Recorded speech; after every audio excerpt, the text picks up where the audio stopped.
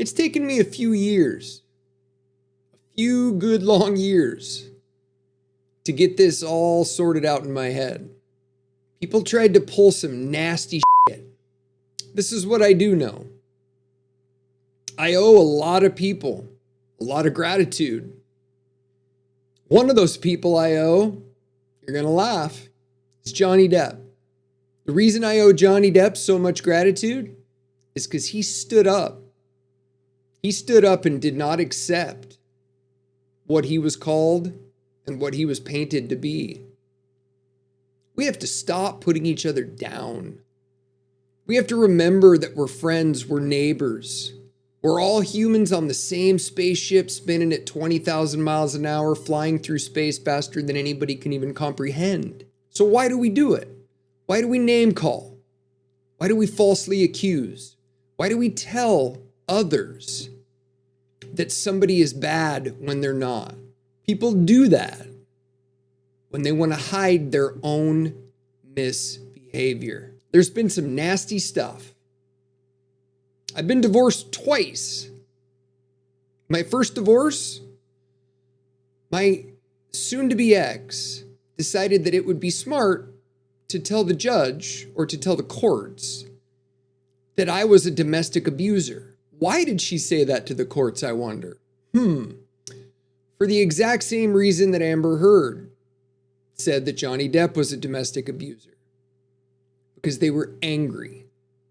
They were angry that they didn't get their way. They were angry that they didn't get what they wanted. This world is more dangerous today than it was 6 years ago. The only way we're going to make it less dangerous is if we stop this rhetoric. This rhetoric of slander and lawfare and expecting people to just swallow the propaganda. I had a lot of friends who thought that I was just a Trump-supporting, blatant, right-wing Republican. I've always been an independent. I've voted for Democrats. I've voted for Republicans. I vote for character.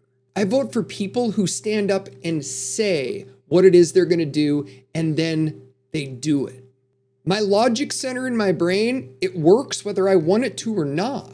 I have no control over whether or not my body and my mind interpret something as illogical or logical. I cannot force a round peg into a square hole because I want it to be logical. I got to where I was at, not because I was the best student. If you know me, you know I wasn't a student. I got to the places I achieved in my life because I listen to people, I try to solve problems as efficiently as I can, and I keep my eye on the ball. I made an important decision in 2021 after my second divorce in less than 2 years, is that I was done with relationships. The last time I had sex was creeping up on 3 years ago. The people who have slandered me, the names I've been called, the things I've been told, they don't matter. They never did matter to me. But I think that's the key as to why somebody tried as hard as they did to make me look weak and shallow. Everything that happens to me, I look at as a learning experience that I can take something from that experience and use it in life to make things better. Ever since I was a little kid, I've always wanted to know how everything works. So I've always taken everything apart, tried to put it back together and understand how it works. I've had a lot of mentors along the way, but now I've seen the dark side of humans. I tried to save my mother. She was being killed by my stepfather. Her family didn't want her saved because they wanted her out as executor.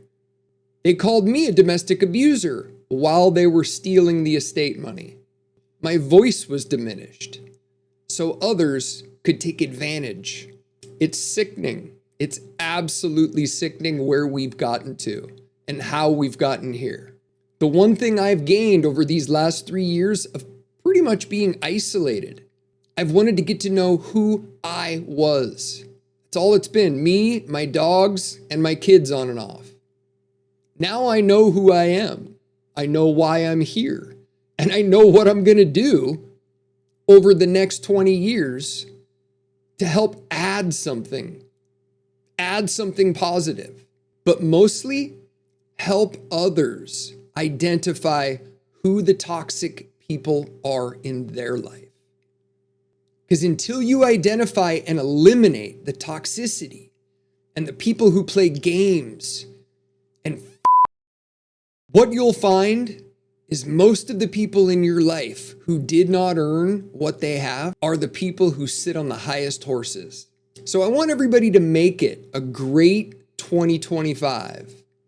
And remember this, you can always do more to help make the existence for the people around you a little bit better.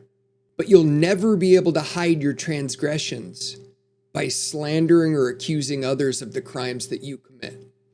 That's a tough lesson to learn for some. And I think there's going to be some people this year that have to learn it. And they have to learn it so we can move on. It's not retaliation. It's not vindictive. It's not revenge. It's the moral code that we all must live by.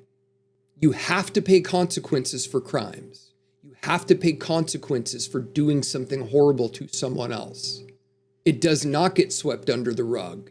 You do not get to call somebody a horrible name to excuse your horrible behavior. Don't try to ruin my life with lies when yours can be ruined with simply telling the truth. Try to take the good out of every experience and relationship that you have. If you're not going to do it for yourself, do it for your kids, do it for the future.